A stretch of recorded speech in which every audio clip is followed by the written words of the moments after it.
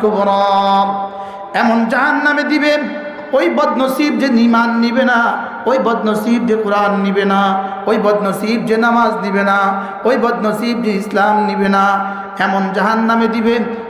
সুম্মা লা ইয়ামুতু ফিহা ওয়ালা ইয়াহইয়া, মরবাও না সেখানে, বাঁচবাও না সেখানে।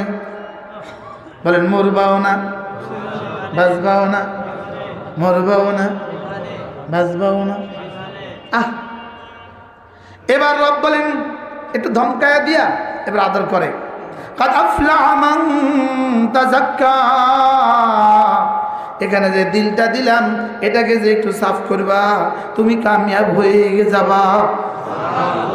এটাকে যে সাফ করবা তুমি কামিয়াব হয়ে যাবা।